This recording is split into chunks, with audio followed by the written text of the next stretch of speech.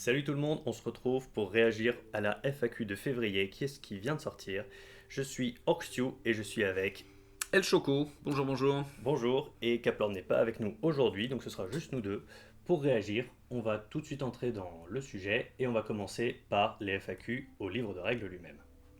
Alors, dans les questions-réponses du livre de règles, la première question auquel il est répondu, c'est est-ce qu'une figurine peut faire de la place dans une zone de contrôle? La réponse est oui. C'était un petit oubli dans les règles, puisqu'il y avait marqué qu'on pouvait reculer dans une zone de contrôle, mais pas qu'on pouvait faire de la place. C'est du bon sens. C'est surtout que tout le monde le jouait comme ça, donc effectivement c'est bien de le spécifier, notamment pour les nouveaux joueurs, mais je pense qu'instinctivement pas mal de gens le jouaient comme ça. Je sais pas si c'était écrit ou pas avant, mais en tout cas c'est comme ça que ça se jouait dans la plupart des cas. Exactement. Ensuite, Alors, est-ce que des figurines qui bénéficient d'un combat héroïque peuvent faire des jets de franchissement ou ramasser des objets pendant ce mouvement additionnel? Et la réponse est oui. Et ça pour le coup, je n'aurais pas instinctivement su que c'était le cas. Et je trouve que c'est plutôt cool que ce soit vraiment un deuxième vrai mouvement. Ça permet beaucoup plus de choses tactiquement parlant aussi, hein, parce que si tu peux refaire des petits tests de franchissement, tous ceux qui ont un montagnard ou un cavernicole, ils en profitent beaucoup, et surtout sur tous les scénarios où il y a des objets légers, c'est vraiment un vrai trick de ramasser ça, même au dernier tour, dernier moment, de pouvoir aller se jeter dessus. en fait, le problème, c'est qu'il n'y avait pas marqué que tu t'activais au moment de bouger après un combat héroïque. Et donc, pour te démonter, par exemple, il faut s'activer. Enfin voilà, il y avait des gens qui Ah, disaient ça. mais Euh, est-ce que ça c'est démonté? Ça fait pas partie des trucs qui sont listés là, justement. Si, si, Ah c'est si, le Dismount, premier, ouais, pardon. Dismount. Donc, en fait, c'est vraiment un mouvement Hmm. comme à la phase de mouvement, même s'il n'y a pas ce truc de l'activation. Pareil, moi je trouve ça bien, c'est très clair, Oui, c'est la même chose en ouais, fait, ouais, c'est la même chose qu'un c'est pas mouvement, ambigu. donc voilà, c'est bien. Enfin, ça veut quand même dire, je pense que du coup, les règles spéciales qui s'utilisent pendant un mouvement, mettons le sentinelle qui utilise ça, il peut pas l'utiliser à ce moment-là pour le coup, puisque ça c'est de l'activation. Sans doute, mais après peut-être que le sentinelle il y a marqué move phase, hein, je ne suis pas allé jusqu'à vérifier. Alors, quand bien même ce serait marqué pour lui, je pense qu'il doit y avoir plein de figurines pour lesquelles c'est pas C'est marqué. possible. Et bah, j'espère que ça ouvre pas la porte à plein de nouvelles questions. Bon, c'est un peu la spécialité de Games Workshop quand ils répondent aux FAQ, Oui, mais genre le roi des morts ou Tranduil qui ont des effets pendant leur ouais, mouvement, n'importe machin. qui a un Ouais, effet ouais. pendant son mouvement, est-ce que tout à coup les gens vont pas commencer à le faire à ce moment-là? Alors que là, pour le coup, ça m'étonnerait que ce soit ça leur Oui, intention. oui, oui. Eh ben, on se retrouvera en août Ouais, on pour verra la ce qui se prochaine passe dans question. le jeu d'ici là.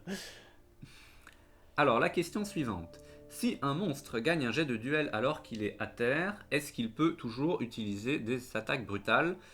Non, il va simplement se relever. Oui, parce que quand on est par terre, on ne fait pas de frappe, alors que les attaques brutales se font à la place des frappes. Donc si on n'a pas la possibilité de frapper, on n'a pas la possibilité de faire d'attaque brutale. Voilà, Logique, logique. Il va pas se relever, refouler les gens, recharger enfin voilà, ça serait très fort.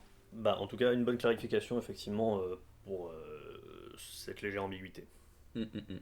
Alors, si un chariot est blessé par quelque chose qui le tuerait instantanément, comme par exemple un engin de siège ou le one-shot du roi des morts, et que ce chariot est chevauché par un héros, est-ce que le héros est aussi tué instantanément? Et la réponse est non. C'est uniquement le chariot qui est détruit et le héros will be affected. Qu'est-ce que ça veut dire? Ça veut dire qu'il tombe Page par 101, terre, il tombe, il c'est est par ça. terre, il prend une touche force 3, et c'est tout. D'accord. Bon, Voilà, à la place du chariot. plutôt une bonne clarification. Oui. Je l'aurais aussi joué comme ça, je pense. Ah, pas Ah, forcément. il En y a vrai, un non, trou c'est quand vrai même, il y a que, un trou. ouais, c'est Ouais. vrai que Alors ça concerne je préfère que ce soit joué comme ça. Radagast sur traîneau, les rois de Cande et Les capitaines Monde de Fer. voilà, les capitaines de fer. C'est très niche, mais c'est bien que ça existe. Parce qu'effectivement, l'interaction engin de siège chariot, bah, ça peut se rencontrer. Parce que quand on a un engin de siège, le chariot c'est une bonne cible pour aller Oui. le taper. Donc, ce qui rend encore une fois les chariots très forts cette édition. Parce que ça Oui. fait un gros bouclier sur les héros. Mm, mm, mm. Alors, question suivante. Si une figurine qui bénéficie de la règle mur de bouclier est jetée par terre à cause d'une charge de cavalerie, est-ce qu'elle va quand même bénéficier de la règle mur de bouclier pour la suite de ce combat? Réponse oui. Parce que cette règle spéciale indique que le bénéfice de plus 1 de défense est calculé avant que les figurines ne reculent. il y avait un flou dans cette règle parce qu'à la fin du paragraphe du mur de bouclier, il est indiqué une figurine ne peut pas bénéficier de cette règle si elle est par terre. Mais du coup, elle était par terre à cause de la charge de cavalerie. Donc ça faisait un peu le serpent qui se mord la queue. Elle est par terre avant d'être tapée. Voilà. Et donc là, leur ruling, c'est vraiment l'intention de la règle, c'est tu es côte à côte, socle à socle, tu encaisses la charge et tant pis, quoi. Alors c'est pas très réaliste de profiter du mur de bouclier parce que de fait le mec il est par terre alors qu'il se prend un coup de lance. Ouais, mais si tu parles de réalisme, je pense que t'as un cheval qui se prend un mur de bouclier avant que l'individu du mur de bouclier soit tombé.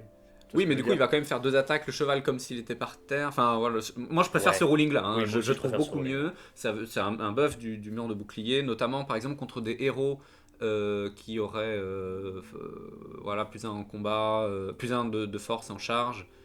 Typiquement, un néomère qui charge des nains des monts de fer, ils vont rester défense 8. Oui. Et donc, il va les blesser en 6. Pourquoi pas tant mieux, parce que le mur de bouclier, déjà... il a été un peu amélioré cette édition puisqu'il était vraiment fragile avec ses histoires de reculer, etc. l'édition d'avant, donc tant mieux que même ça se soit clarifié dans ce sens-là. Alors, qu'est-ce qui se passe si 2 figurines qui portent ensemble un objet lourd doivent faire un jet de franchissement, donc saut, escalade, etc. Dans ces cas-là, on fait un seul jet pour les 2 figurines et on l'applique aux 2. Alors ça, c'est intéressant parce que ça veut pas dire qu'il se passe la même chose pour les 2 figurines, puisque si jamais t'as Montagnard, ou enfin une des 2 figurines a genre Montagnard, Cavernicole, ou la règle de Dain qui fait qu'ils ont, je sais plus, ils relancent J'ai réussi, je crois, un truc comme ça. Trop fort, mec. T'arrives déjà à craquer la fac qui est censée simplifier le truc. Mais oui, très bien vu. Techniquement, ça simplifie, mais ça veut quand même dire que le résultat va changer pour chacun. Donc mettons que t'as un gobelin qui fait un 5 et il a plus 1 parce qu'il est Cavernicole, si je dis pas de bêtises. Mais bien sûr, mais j'avais jamais pensé. Avec un orc, l'orc il fait 5, il s'arrête, le gobelin il peut continuer, il peut lâcher l'objet et continuer s'il veut. Non, parce que tu dois garder l'objet pendant ton activation. Mais à qui s'applique le plus 1 Puisque c'est un seul le résultat de dés s'applique aux 2. Et je pense que ça veut dire que chaque règle après concerne le jet de dés. C'est comme si chacun avait fait le même résultat. C'est ça que je comprends cette règle. Donc ça veut dire que par exemple s'ils font 1, l'orc s'arrête alors que le gobelin passe, puisqu'il a plus 1. C'est vrai. T'as complètement raison. Dans l'ensemble, ça clarifie quand même. Je trouve que ça reste assez simple comme exception. Mais c'est juste. Oui, c'est très bien. En tout cas, jeter un seul dé plutôt que 2, c'est très bien. Mais oui, il y a peut-être du coup la question des règles spéciales à prendre en compte. Alors, c'est tout pour les questions-réponses du livre de règles. Et on va passer à un gros morceau avec les errata du livre de règles et le nouveau refoulé. Alors, donc on est page 90. Ils disent de changer la phrase finale du premier paragraphe pour que ça indique que... je vais peut-être pas tout traduire en même temps. En gros, ce que ça indique, c'est que l'intention de la règle, c'est que une figurine qui fait de la place pour une figurine qui est forcée de reculer à cause d'un refoulé n'est pas obligée de bouger entièrement de 3 pouces, mais doit bouger du minimum possible. Donc... Mais c'est quand même le propriétaire du monstre qui choisit la direction. Voilà, dans tous les cas, c'est ça. Donc, ce qui se passait avant, c'est qu'on avait un monstre contre une figurine au contact. Cette figurine était soutenue par une lance, et derrière, il y avait un 3e gars. Le refoulé indique que je vais faire reculer toutes les figurines au contact, plus les soutiens. Donc, il y a 2 figurines. Et pour chacune de ces figurines, je pouvais choisir une autre figurine qui pouvait faire de la place et donc aussi reculer de 3 pouces. Donc au total, je pouvais bouger avec 4 figurines, une à gauche, une à droite, etc. Et ensuite le monstre réavançait.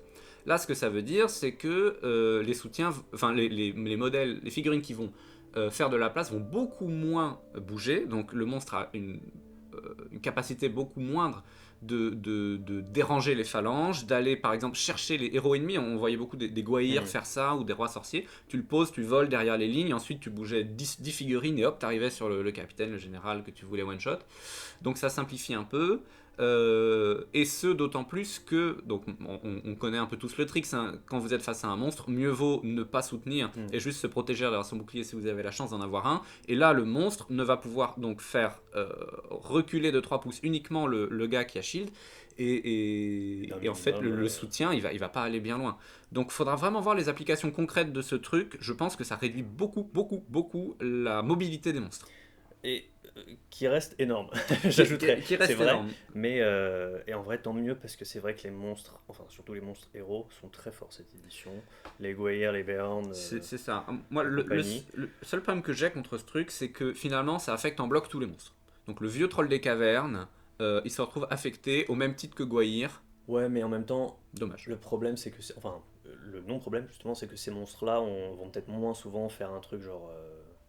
Enfin, vont aussi faire moins de dégâts, donc enfin, ça va moins souvent être leur play de faire un barge pour target quelque chose, Oui, oui, oui. parce que bah, ils sont que combat 6 ou 7, bon ça va arriver Mm. de les envoyer sur un héros, mais en Mm. général ils sont peut-être, bon on va dire statistiquement, plus souvent là aussi pour défoncer des soldats. Oui, oui, ils vont pas aller chercher à one-shot un truc parce qu'ils renversent pas de toute façon comme un Beorn Ouais, ou un Gwair, effectivement. Donc ça c'est intéressant, j'ai hâte de le voir en jeu en fait, très concrètement ce que ça change, notamment pour des listes qui jouent beaucoup de monstres comme les Béornides mm, ou un Men of the West avec des aigles. À mon avis ça peut changer des choses sur la mobilité des monstres, ça peut impacter aussi la horde de Burdur qui aime bien jouer Burdur et un ou deux trolls des collines. Moi je trouve ça bien parce que c'était quand même assez oppressant. ouais. Le barge, on pouvait pas s'en protéger en fait. C'est ça, et ça devenait très très dur de prévoir quoi que ce soit, Oui, c'était tellement horrible. C'était horrible. enfin, ça faisait une espèce de bulle de 6 pouces où tes figurines pouvaient arriver n'importe où dans cette bulle. C'est ça, il fallait mettre trois rangs de figurines. Enfin, c'était autour de la cible que tu veux protéger. Enfin, c'est vraiment horrible. Donc un bon changement. Et c'est tout pour le livre de règles. Alors on va passer au Match Play Guide et voir ce qui a changé dans les scénarios. Alors, FAQ, dans les scénarios qui donnent des points de victoire pour tuer la figurine la plus chère, qu'est-ce qui se passe si la figurine la plus chère fait partie d'un groupe comme Shank, Rot et leur troll de compagnie? La réponse est qu'il faut tuer tout le monde pour avoir les points de victoire. Ce qui est très compliqué, tout à coup, Ce qui ça est rend très les choses très compliqué. compliquées parce que va tuer Shank, Rot et le troll, ça fait que celui qui les détient peut très facilement cacher un des orques qui survit. Hmm. Ça fait que pour les balistes aussi qui sont affectés, enfin tous les engins de siège, il faut tuer tous les servants. La Et le catapulte du capitaine. Mordor, il faut aller tuer le troll en même temps. C'est ça, donc si jamais tu perds ton engin de siège parce qu'il est saboté et que tu es du coup plus obligé de garder tes petits servants autour, tu peux très bien filer avec un des servants et tu évites de perdre ses points de victoire. Oui. Cependant, pour gagner les points de victoire de la blessure, il faut faire une blessure à n'importe quelle des pièces Oui. de ce groupe. Donc le point est plus facile à obtenir. À mon avis, c'est un gros buff indirect au champion du roi en Khazad Dûm. Qui est souvent, qui est littéralement la deuxième figurine la moins chère de l'armée, 100%, puisqu'il peut jamais être général, sauf si tu le prends lui-même en général. Si tu prends Durin et lui, ça sera forcément lui. Et il va être dur à aller chercher. Défense 9, 5 points de destin. Il faut tuer les deux bannières plus lui. C'est un buff indirect assez intéressant pour les quelques scénarios où c'est le cas. C'est pas non plus très. Je suis d'accord que ça rend tous ces triples profils assez forts, Ouais. alors qu'avant justement c'était une faiblesse en fait. Exactement. Parce que tout à coup ton héros il suffisait que tu perds un des héros ou que tu perds un des servants de ta baliste Oui, oui. et tu donnais les points. Pareil pour Eladan et Elrohir, c'est plutôt Ouais. un bon buff. Le Permagot, il a aussi ses trois chiens dans le profil, donc pour les armées hobbits, je sais pas si c'est souvent le deuxième moins cher. Mais enfin voilà, ça peut dans la construction de liste être intéressant pour conserver des points de victoire de se poser cette question. À noter qu'il y a toujours un problème si on a deux figurines qui ont le même coût dans son Oui. armée. Là, on ne dit rien. Ils ont toujours pas répondu. Ils à ont ça. toujours pas répondu. La convention française dit que on fait un 4+ pour savoir quel joueur choisit qui. D'accord. Et voilà, et c'est tout. Donc c'est dommage. Ouais. C'est dommage. Question suivante. Dans le scénario reconnaissance, si un héros a la règle imposant X et qu'il sort de la table, il compte pour X figurines pour savoir combien de figurines sont sorties. Ça fait beaucoup de figurines dans la même phrase. Mais est-ce qu'il compte pour autant de figurines de héros? Non. Si vous faites sortir votre général, vous avez fait sortir 3 figurines mais un seul héros. Ça me paraît du common sense. Oh, oui, c'est une bonne clarification parce que ça rend les choses plus propres, mais tout le monde le jouait déjà comme ça. Je pense. C'est ça, c'était assez rare, donc voilà, on va pas Après, on s'éterniser. dit ça, mais si la question l'aurait posée, c'est peut-être que justement des gens rencontraient le problème. Mais moi, c'est vrai que personnellement, j'ai toujours joué comme ça, j'ai toujours vu jouer comme ça. Ouais, ouais. Donc, c'est ça. Alors, dans le scénario Contest of Champions, qu'est-ce qui se passe si le héros choisi pour être champion est censé se déployer autrement que normalement, par exemple le guetteur de l'eau ou un capitaine gobelin mercenaire? La réponse est que dans ces situations, ce héros doit se déployer normalement sans utiliser sa règle spéciale. Donc tout à coup, votre Watcher arrive en marchant au pas de... au même pas que l'armée. Bon, après, Tant le mieux, Watcher, ça simplifie les choses. puis Hein, le Watcher, c'est plutôt un bon champion Oui. en général. Oui, je pense que c'est bien. C'était un petit Oui. trou dans la raquette des règles, pareil pour Burdur et compagnie. Tant mieux, à mon avis. Ouais, autant être simple comme ça. Alors, c'est tout pour les sacs. On va passer aux errata du guide de jeu égal. Jeu compétitif. Donc il y a eu deux errata qui concernent le scénario escorter les blessés dans la manière de gagner des points de victoire. Donc maintenant, en fait, on va gagner 2 points de victoire pour chaque allié blessé avec lequel on est en contact socle à socle et qu'aucun ennemi n'est en contact socle à socle dans le bord de table opposé. Et on va marquer 4 points de victoire si on arrive à le faire, à le sauver dans son sanctuaire.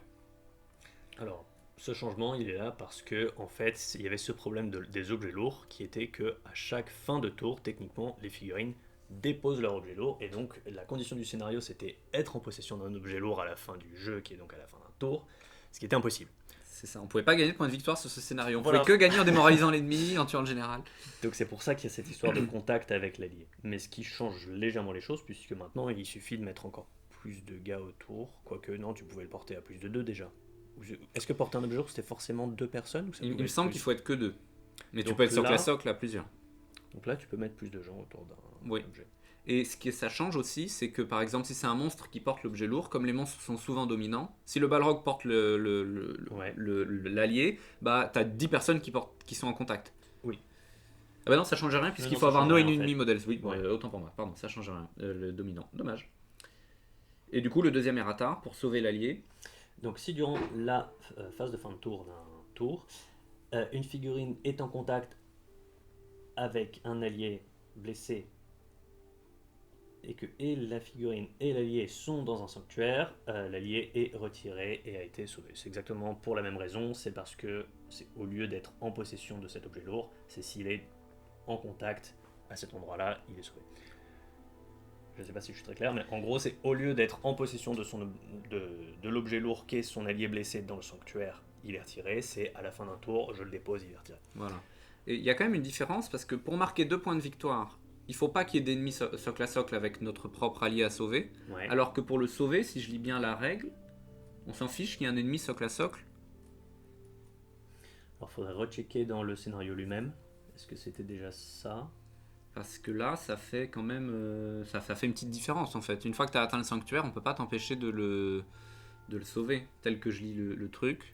Et ça aurait pas été le cas avant ou c'est juste que tu remarques Je ça n'en comme sais ça absolument rien. J'ai très peu joué ce scénario. Moi aussi. Euh, Ouais, déjà. alors, on vérifie en direct. Nous sommes des professionnels. Donc, alors, c'est le scénario 21. Blablabla. C'est déjà le cas. C'était déjà le cas. C'est ça. avant. Donc, ça en fait, change. on peut trixer pour empêcher 2 points de victoire, mais pas 4 points de victoire. Si je lis bien, si on lit bien ça. Mm. Bon, c'est un petit changement. Bah. En gros, ils ont corrigé leur scénario pour En- qu'il en- fonctionne. En gros, ça ne change littéralement rien. Non, C'est non. juste, voilà, comme tu dis, au lieu. Enfin, ils ont juste réparé ce petit trou dans les règles. Oui, oui. Bon, globalement, tous ces changements du match play guide, ils sont bons. Hein. Ils se disent vraiment comment gagner des points de victoire, quels abus ne pas faire sur reconnaissance. Enfin voilà, je trouve que c'est plutôt pas mal. Le seul truc qui manque, c'est les points de victoire. Oui. Quand on a plusieurs figurines qui ont le même prix, c'est quand même dommage. Et qui doit être la situation qui apparaît le plus, je pense, plus souvent que ces autres-là qui sont décrites en plus. Oui, exactement, parce que c'est un seul scénario à chaque fois. Donc voilà pour le match play guide. Et on enchaîne avec les errata et FAQ des armées du Seigneur des Anneaux, avec comme première question une clarification sur le cri perçant de Gwaihir. Quand il l'utilise, est-ce que ce sont les figurines, est-ce que les figurines qui sont affectées sont celles qui sont à 6 pouces de Gwaihir au moment où il active son cri ou au moment où elles-mêmes s'activent? C'est la réponse au moment où les figurines elles-mêmes s'activent. Donc si Gwaihir crie et s'en va, les figurines peuvent bouger normalement. Voilà, mais ce qui, en fait, dans les faits, je pense, ne change pas grand-chose. Bon, déjà, ça veut dire qu'un certain nombre de gens, je pense, le jouaient comme ça. Et d'autre part, je joue pas vraiment les aigles, mais de ce que j'ai vu, l'idée, c'est que au premier tour, les aigles arrivent, ils chargent parce qu'ils ont un mouvement tellement grand que c'est eux qui décident. Donc, ils ont leur bonus de charge, etc. Au deuxième tour, Gwaihir utilise son cri, personne ne peut charger, donc il a l'initiative ou non, c'est lui qui recharge, et donc en fait il a pas trop bougé, il est resté au même endroit. Donc à moins qu'il y ait un certain nombre de tactiques de hit and run où en fait tu tu fais bouger personne et tu te barres, un tour où t'as pas l'initiative et où il n'y a pas d'élan, ou un truc comme ça, je pense que dans la plupart des cas, ça revient un petit peu au même. Éventuellement, c'est bien de le clarifier, mais... juste pour récupérer des reliques en fait. Ouais. Si t'as chargé le premier tour, tu récupères un gars qui portait un objectif et ensuite tu te barres. Mais si tu voulais le barrer, quoi. Voilà, c'est une précision. Alors ensuite, quel est l'autre il y a une autre question. Vas-y. Dans la liste Royaume des Hommes, alors oui, en fait, il n'y avait pas de tiers héroïque qui était spécifié. Donc, quels sont les tiers héroïques, à part les rois qui sont héros de légende? Eh bien, tous les autres figurines, qui sont des capitaines ou des trucs comme ça, sont héros of fortitude. C'est quoi, c'est héros Héros commun. Héros communs en français.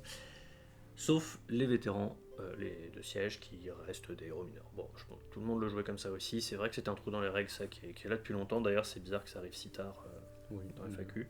Au moins, c'est clair. Voilà. Question suivante. Si un héros déclare un élan héroïque, une marche héroïque ou un tir héroïque, alors qu'il est à portée de plusieurs figurines avec la règle les fouets de leur maître, est-ce qu'on jette autant de dés que de maîtres de discipline, ou est-ce qu'un seul, ou est-ce qu'on jette un seul dé, peu importe le nombre de maîtres de discipline, on jette qu'un seul dé, peu importe le nombre de maîtres de discipline. C'est toujours leur idée qu'une figurine ne peut profiter que d'une seule fois en même temps de la même règle. Il y avait déjà eu en fait, je sais plus, à la dernière fac. Non, si, Master of Battle, c'était la même chose. Parce que si tu as plusieurs Master of Battle, est-ce que chacun de tes capitaines des monts de fer fait son 5+, ce qui commence à garantir que tu l'as? Non, c'est un seul. Voilà. Fair enough. Donc oui, non, c'est très clair. Au moins, c'est une règle ne s'applique qu'une seule fois. Alors ensuite, on va entrer dans des spécifications sur Grima, qui est déjà une figurine assez lourde en règle. Donc, comment est-ce que la règle de Grima Wormtongue, la règle un traître parmi nous, marche dans les scénarios où les troupes ne sont pas encore sur le champ de bataille, donc les Maelstrom, les trucs comme ça? Il faut déclarer, le propriétaire de Grima doit déclarer dans quelle troupe il se trouve, et il entre avec eux. C'est simple. Oui, en fait, comme ce sont des scénarios où il n'y a pas de déploiement, reconnaissance et le Maelstrom, Grima il était déployé en même temps que la troupe. Mais si la troupe arrive, on savait pas trop quoi faire. Oui. Alors la logique veut effectivement que tu laisses entrer Grima avec, il fait partie de la troupe. Enfin voilà, il arrive en même temps, c'est pareil, c'est encore très simple. Ouais, c'est instinctif. Et là, comme Grima traverse les ennemis, il aura aucun problème pour se mettre où il veut. Enfin voilà, il n'y a pas de problème avec ça, c'est une précision. C'est pas encore un nerf, spoiler alert. Alors ensuite on passe aux errata, donc aux changements. Et dans ce PDF, il y en a des gros. Le premier concerne à la page 133 les aigles et le cri perçant. On va changer la dernière phrase de la règle en disant si Gwaihir utilise son cri, alors les figurines ennemies à 6 pouces de Gwaihir ne peuvent pas charger durant ce tour, mais peuvent autrement agir normalement. Avant, c'était elles ne peuvent pas bouger. C'est un énorme nerf. Énorme nerf du cri perçant. Tant mieux, c'est mérité. Je ne dirai jamais tout le mal que je pense des aigles. Comme ça, au moins, les aigles font leur truc. Ok, on peut pas les charger. C'est comme s'ils avaient une terreur plus en fait, où on peut même pas tenter de les charger.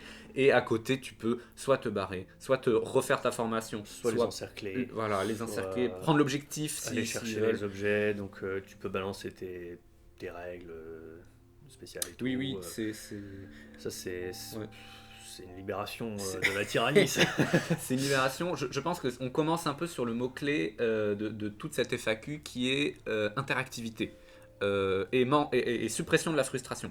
En fait, globalement, toutes les FAQ qu'on va voir à partir de maintenant suppriment beaucoup d'éléments frustrants et rajoutent de l'interactivité. Les aigles, c'était une armée où ils posaient leur gros cul, tu faisais rien, et tu perdais. D'autant plus à bas format où c'était d'autant plus fort. Donc là, c'est vraiment un premier clou dans le cercueil de la frustration et un en moins dans celui de l'interactivité. Je trouve ça très bien.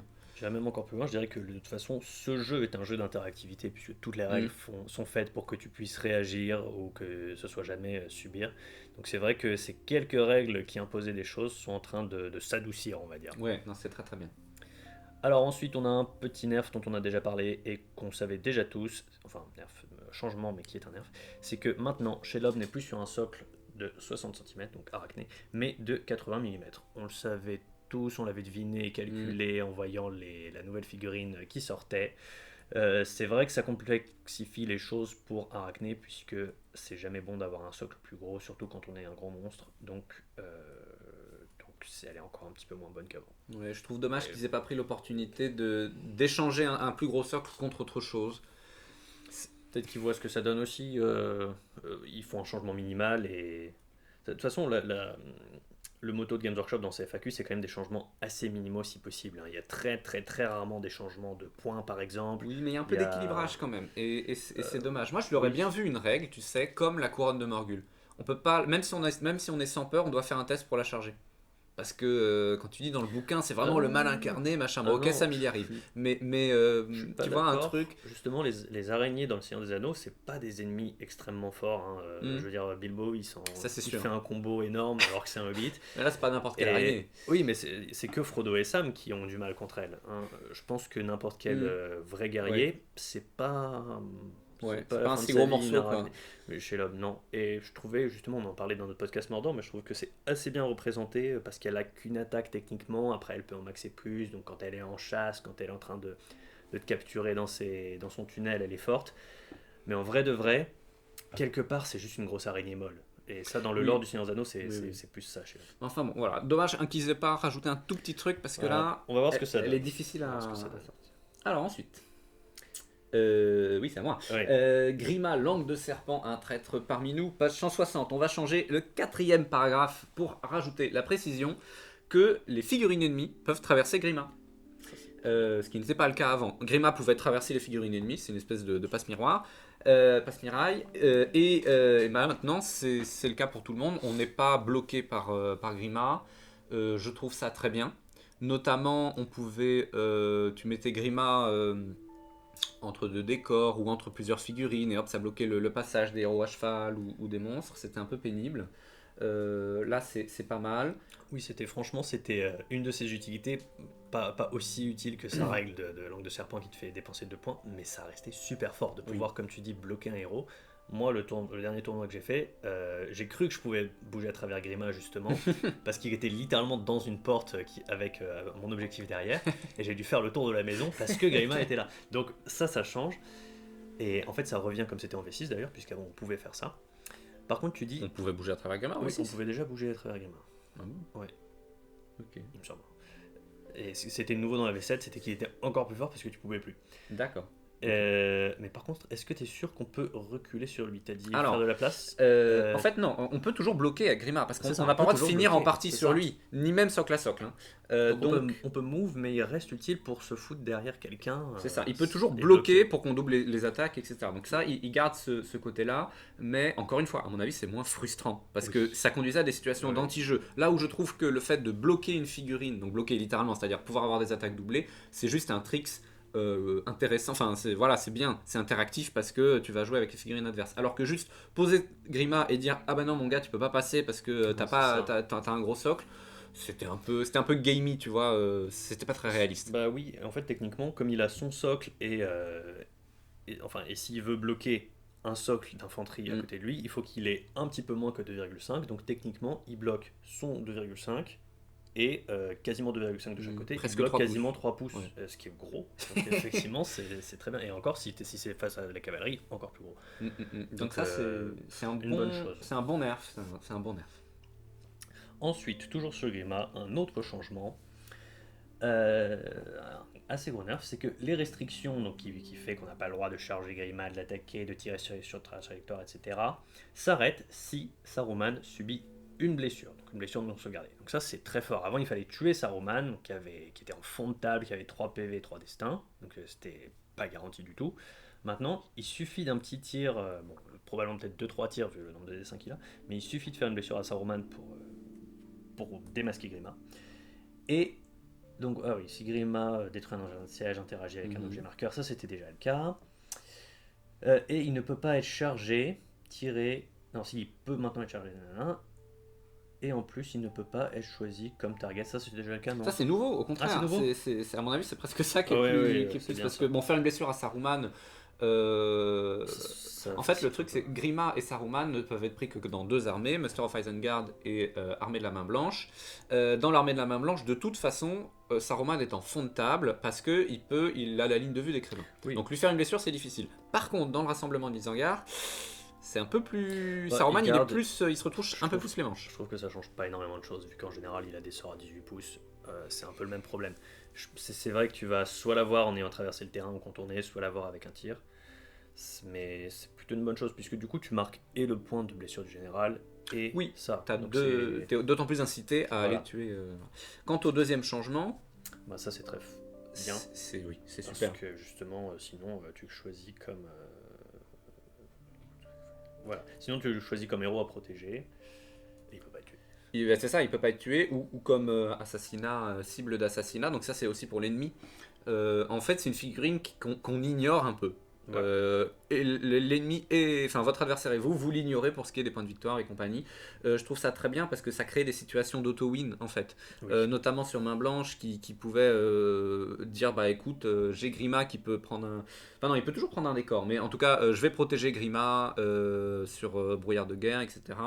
Donc ça, c'est pas mal. Oui, c'est tellement fort que j'ai cru que c'était déjà le cas, alors qu'en fait, non. Non, C'était donc, vraiment pété. et là encore, voilà, on ajoute de l'interactivité. Mm. On dit plus, bah, j'ai une figurine invincible, si t'as pas de magie dans ton armée, Ouais. tu peux littéralement rien faire, qui me fait 5 points de victoire, et qui va jamais fuir parce qu'il a le tenez bon de Saruman. C'était un peu... c'était pareil, un peu gamey et pas très agréable à affronter. Alors voilà, moi le côté un peu dommage de ces 2 nerfs de Grima, c'est que ça concerne aussi Rassemblement de l'Isengard, qui à mon avis n'en avait pas besoin. Le truc, c'est que Grima, il coûte que 25 points. Donc en fait, je pense qu'aucun nerf à Grima n'est vraiment un déséquilibrage, puisque de toute façon, il est très utile pour ses 25 points. Donc Oui. c'est pas grave s'il y a un petit peu d'affinage sur ces trucs. Au contraire, ça c'était tout ce qui faisait qu'il rapportait beaucoup plus qu'il ne coûtait. Donc gardons en tête, je suis d'accord que Muster, Rassemblement d'Isengard, c'est dommage que ce soit tant moins fort que Army of the White Hand. Mais bon, nerfer cette figurine à 25 points un petit peu, c'est pas abusé. À propos de l'armée de la main blanche, elle subit un nerf, là directement adressé à elle-même, avec le fameux éclair de Saruman. Donc à présent, comment ça marche? On va choisir un point du champ de bataille qui est au moins à 12 pouces de n'importe quelle figurine alliée, y compris Grima, et non plus à l'exception de Grima. Donc maintenant, Grima est une épine dans le pied de Saruman pour faire ses éclairs.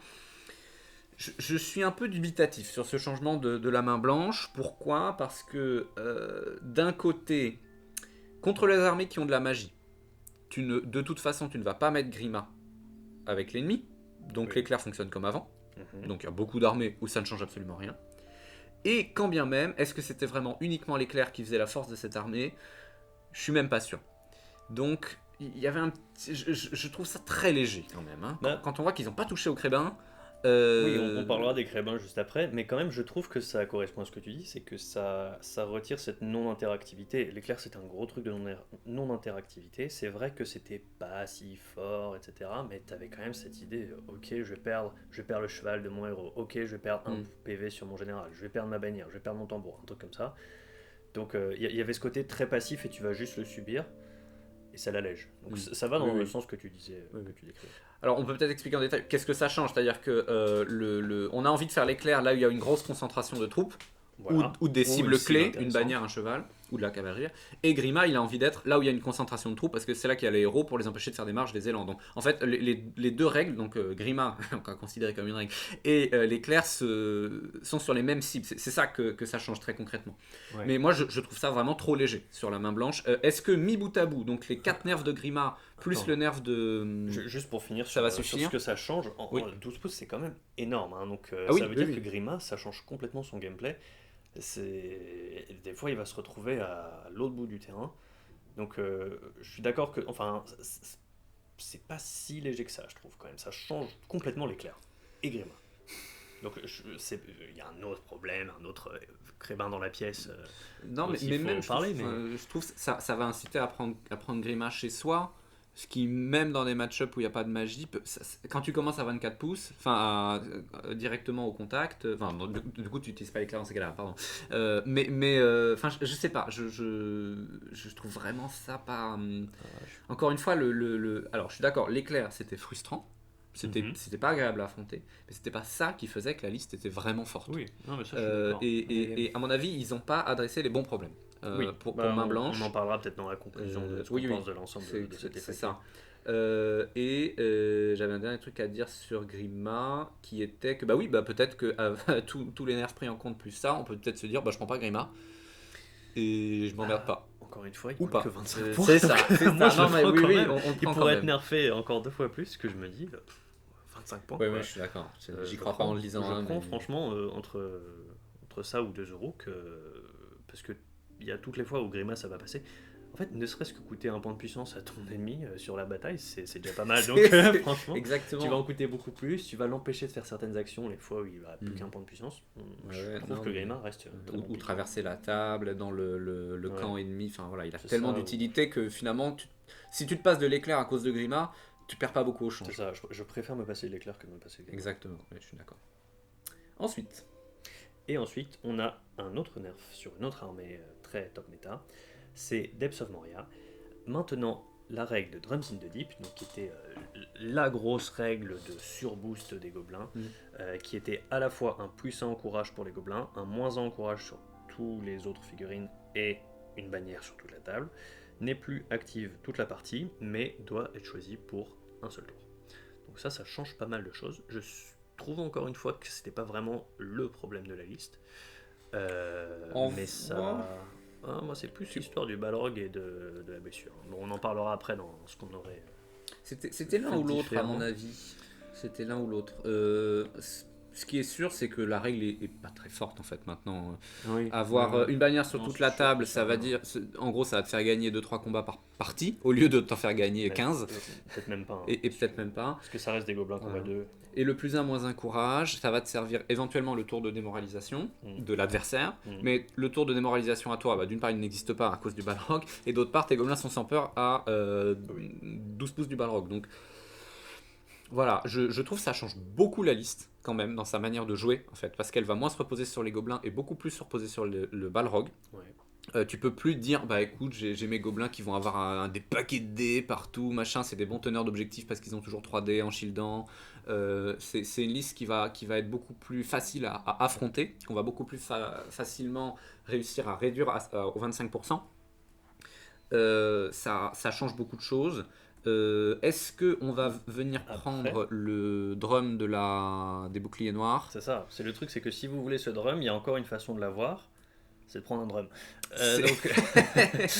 Donc, et ce qui est aussi une espèce de réparation des règles, puisque avant tu pouvais prendre ce tambour pour 75 points, dont l'effet était de ne rien faire, puisque tu avais déjà cet effet. Mais par contre, tu peux pas avoir le tambour normal dans cet effet. Tu peux pas avoir le tambour normal, non. Qui a le même effet que le... Qui a le même effet à 18 pouces, alors que le tambour des Black Shield c'est 12 pouces. Sauf que le tambour des Black Shield il peut bouger plus facilement, je crois. D'accord, donc c'est la seule différence. Oui. Je me souviens déjà que leur édition d'avant, ils avaient à peine de différence. C'est une question de portée, je crois.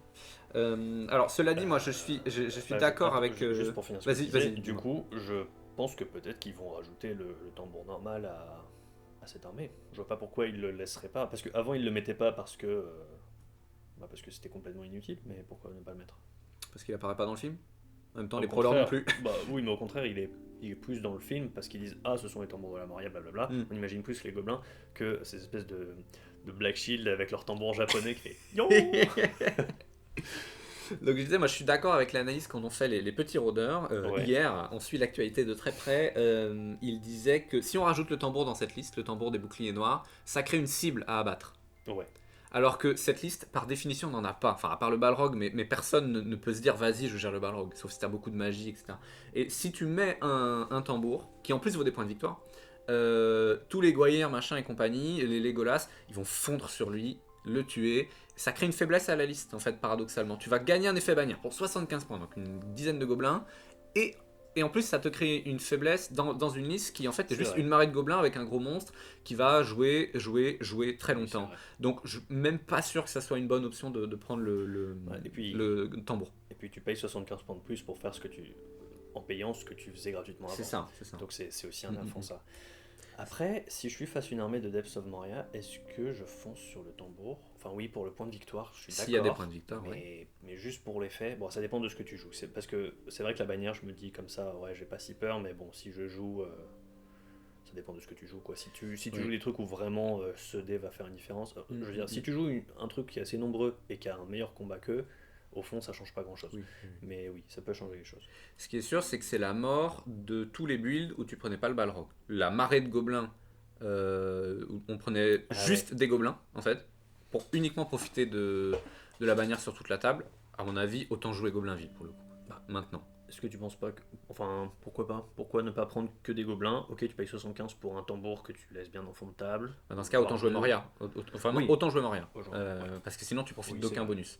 Donc, oui, Euh, bah, donc c'est pas la mort de cette liste, c'est juste la mort de cette liste avec Jouer cette comme liste. ça, de ce build-là. Voilà. Ok. Ce qui fait que justement, ça peut donner un peu plus d'intérêt à la liste Moria pure pour jouer des gobelins Oui. avec Durburs et compagnie. D'autant qu'autre Ouais. chose a changé pour la liste Moria, jouer avec des gobelins C'est ça, et pas on avec le un verra autre tout à l'heure. gros lézard. Et peut-être pour finir sur profondeur de la Moria, pourquoi ça a été nerf, hein, on l'a vu si vous nous avez suivis dans notre podcast sur le bilan de la méta, et en général on en a beaucoup parlé dans le milieu MESBG, c'était la liste la plus stable du jeu, Ouais.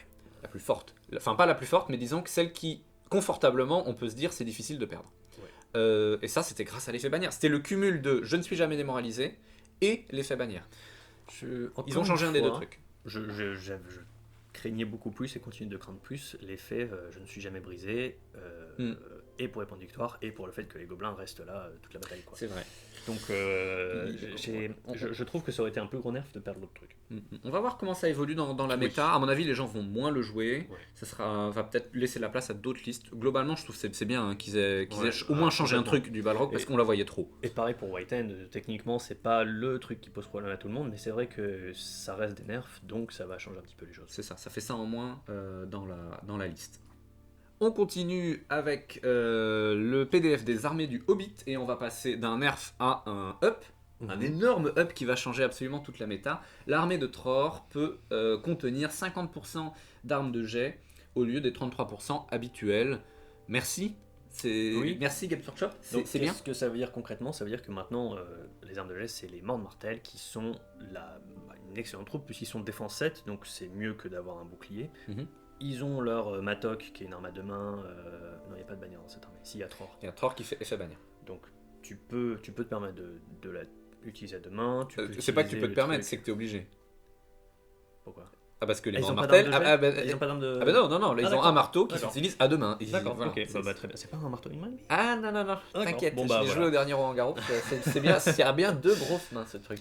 Donc en fait, tu peux faire tout ton premier rang de cette élite qui est très forte, qui a Ouais. une bonne défense, qui tape fort, et ton deuxième rang de lance. Alors qu'avant, tu étais obligé de te traîner des boucliers qui sont un peu littéralement moins bien que des morts de martel. Oui, et puis surtout Super. qui sont que force 3, alors que les Bah. morts de martel ils ont force 4 plus 1 pour blesser, pour le coup ils tapent très fort. Non, ils sont force 3, mais Parce que tu peux les améliores en c'est ça. gardien du roi. À mon avis, il faut les améliorer en gardien oui, du roi. oui, oui. En gros, tu bourres la warband de Tror avec des morts de martel, gardien du roi, et tu bourres la warband de tous les autres avec des lances. Est-ce que ça rend l'armée de Tror forte? Ça la rend moins mauvaise. Est-ce que si on veut jouer nain, on va pas de toute façon jouer Khazad Dûm parce que c'est bien meilleur? Je ne sais pas. Moi, je trouve ça bien en fait que ça a été buff parce que ça veut dire qu'ils sont conscients du problème de certaines très mauvaises listes qui étaient injouables, surtout ici en termes de collection, hein, parce que si on achète une boîte de 24 morts de martel, parce qu'ils sont vendus par 24, il n'y a aucune liste où on en mettait 24, puisqu'il fallait 33%. Donc ça veut dire que tu avais 24 et ensuite deux fois plus de guerriers de base, donc ça faisait des armées à 1000 points, c'était débile. Et qui sont des figurines magnifiques en plus. Et qui sont des très très belles figurines. Cela étant dit, alors je sais pas si c'est un si gros buff effectivement. Est-ce que ça va devenir une très bonne armée? Est-ce que Non. Khazad Dûm reste meilleur? Non, mais je pense quand même que les gens vont revenir de façon assez importante jouer dessus parce que les gens aiment bien cette armée. Les gens étaient déçus cette édition parce qu'elle était mauvaise, notamment à cause de ça. Je pense que si Armée de Tror reçoit ce buff et pas d'autres armées qui ont le même problème, c'est aussi parce qu'il y a eu beaucoup de demandes, il y a beaucoup de gens qui vraiment avaient ce problème avec cette armée. Donc à mon avis, on va la voir beaucoup plus jouer, au moins le temps de la tester. Donc forcément, elle va aussi performer un petit peu mieux, puisqu'à chaque fois que les gens testent des armées, ils se rendent compte qu'elles sont pas si nulles en général. Oui, les armées sont souvent moins mauvaises qu'on ne pense. Sauf les armées des vous le croyez. Mais je pense que c'est bon pour plein de raisons, ce petit buff. Tu penses pas que Games Workshop a reçu autant de demandes pour mettre 50% d'armes de jet dans le Rohan que dans l'armée de Tran? Non, je pense pas. J'entendais ce problème beaucoup plus souvent. Et en plus, le Rohan, ils ont autre chose à faire avec leurs 33%. Tu vois, parce que Tror, il y a vraiment, j'ai le choix entre deux unités. Ça, c'est sûr. Donc, je vais prendre mon élite en premier rang, je vais prendre mes lanciers après. Le Rohan, j'en parlais avec Caplord justement il y a pas longtemps. Ou peut-être avec toi, tu disais Forts of Eisen, ce serait bien qu'ils aient ça, mais techniquement, quand tu construis ta liste de Forts of Eisen en 650 points, si tu prends 12 gardes royaux en premier rang, 12 Elmingas en deuxième rang, donc avec lance, t'as juste assez pour faire des cavaliers. Ok, je crois que t'as genre 4 mecs à pied. Donc ok, ça fait 2 boucliers, 2 arcs, ou 4 arcs, c'est pas la fin du monde. Tu vois, ça fait une différence très peu importante. Je te trouve bien gentil quand même. Moi je pense qu'il pourrait se permettre. Il pourrait, mais c'est beaucoup moins crucial que pour Armée de Tror, et je pense que ça a été beaucoup moins demandé. Et je pense aussi que Force of Eisen par exemple est moins joué que Armée de Tror. Ça c'est sûr.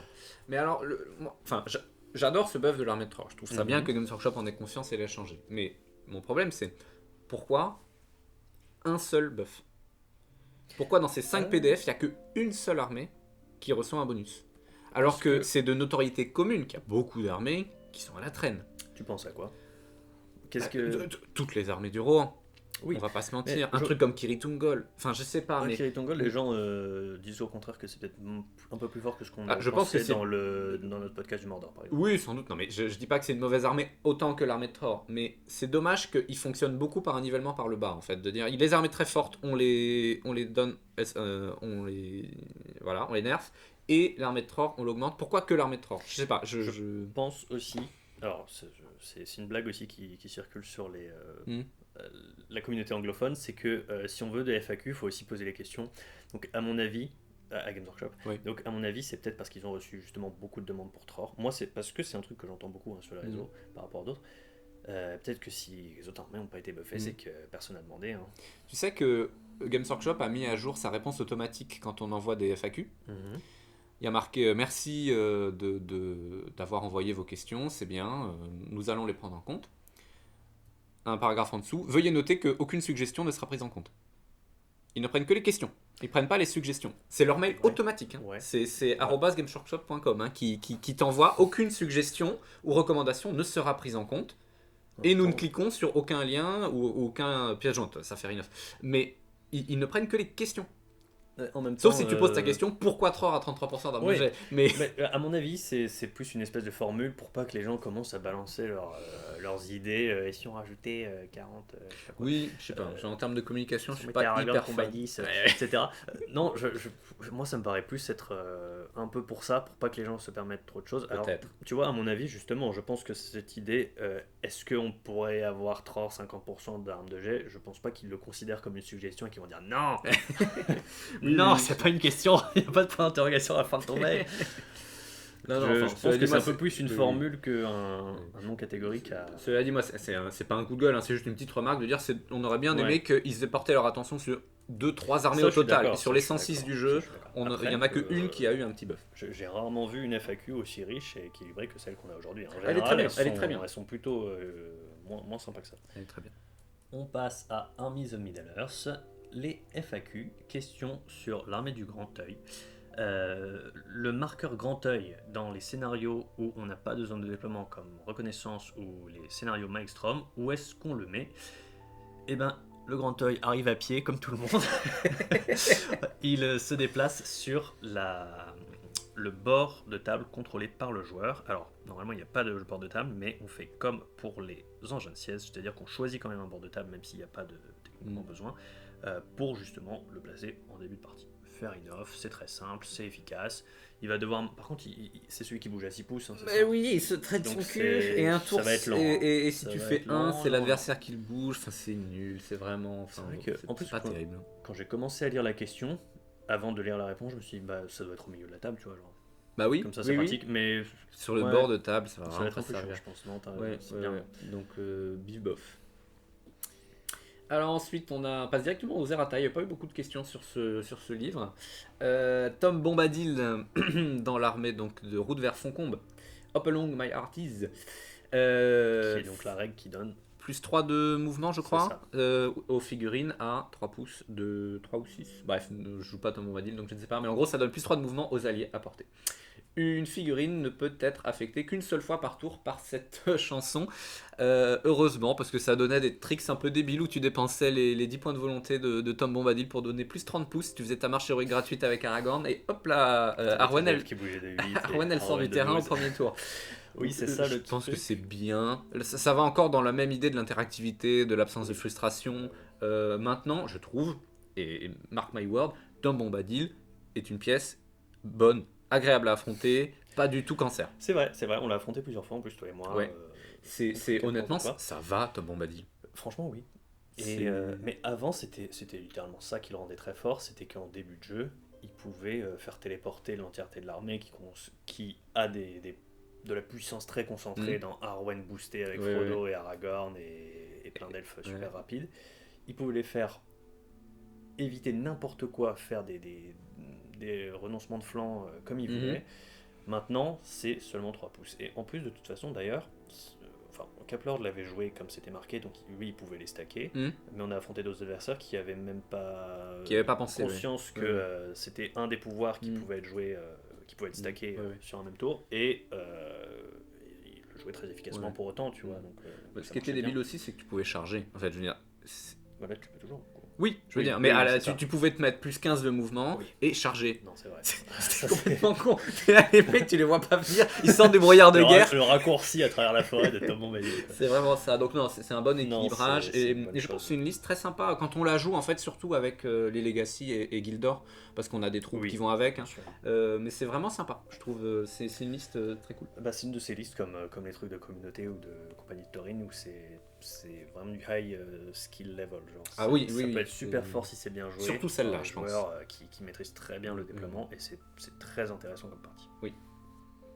Alors ensuite. Dernière de ces errata, qui est pas la moindre, puisque c'est sur le feu du dragon. Alors maintenant, au lieu d'avoir une cible qui prend une touche force 10 et tout le monde à 2 pouces qui prend la même touche de force 10 et tout le monde est one shot, la première cible prend une touche force 10 et one shot si elle est blessée, mais par contre tout le monde à 12 pouces prend la règle incendie, set a blaze. Donc qu'est-ce qu'on pour rappel, c'est qu'à la fin de chaque tour où on est set a blaze, on prend une touche force 5 et la seule façon de l'arrêter c'est soit de se déplacer dans un décor d'eau, soit de se mettre par terre et de ramper. Alors on a bien on a relu lu attentivement les règles de se mettre par terre, ramper, etc., se relever. Techniquement, ça veut dire que on va faire un petit breakdown de comment ça se passe. Votre dragon touche set de blaze un certain nombre de gars. Ils ont tout, donc pendant la phase de tir, ils ont toute la phase de combat en fait pour agir normalement. Donc ça change beaucoup de choses. Oui. Et après, à la fin du tour, ils prennent leur touche force 5. Au tour suivant, ceux qui ont survécu peuvent soit agir normalement, ou ne pas avoir le choix et être chargés et ne pas pouvoir agir. Donc ils reprendront des touches force 5. Donc ils ont un peu une espèce de timer, comme dans Pokémon quand on est brûlé. Soit ils ne bougent pas, ils se mettent par terre, ils rentrent d'un pouce, ils ne peuvent pas encore se relever ce tour-là. Et au tour d'après, il faudra que là ils se relèvent et qu'ils chargent avec seulement la moitié de leur mouvement. Donc ça prend énormément de temps. Ça fait perdre un tour et demi, 2 tours, en fait. Ouais, c'est ça. Et ça veut dire qu'il ne faut pas être chargé entre chaque. Parce que sinon, si tu te fais charger au premier tour, tu ne peux pas te mettre par terre. Donc ça décale de un tour le tour où tu vas faire ça. Si tu te fais charger au deuxième tour, t'es par terre. Donc tu te fais charger en étant par terre. Ce qui peut ne pas être une mauvaise chose, puisqu'au moins tu peux peut-être te relever en gagnant le combat, mais au moins tu taperas pas, quoi. C'est ça. Si tu te fais charger. Donc ça change beaucoup de choses. Et en fait, ça reste fort, mais d'une autre manière. Alors qu'est-ce que tu en penses, toi, de cette Alors, sur l'esprit du truc, je pense que c'est très très bien comme changement. Parce que c'est encore une fois le mot-clé de l'interactivité. Affronter des dragons, c'était pénible. C'était Ah pénible. oui. Tu joues Ah oui. ta grosse pièce, ça vaut Infernal. 300 points, t'es là genre piou piou piou, je te one shot toute ton armée, tes héros qui ont un seul point de destin, ils vont tous crever, je vole en plus, machin. Je tire dans mes propres troupes puisque je suis une figurine C'est du ça, mal, donc t'as c'était aucun vraiment. C'était pas contre-jeu. des games très intéressantes, c'était vraiment cheesy d'aller chercher des dragons comme ça. Alors après voilà, ça existait, on les jouait, c'est bien normal, il faut faire avec les outils qu'on a, voilà. Mais c'était pas bon que ça soit dans le jeu.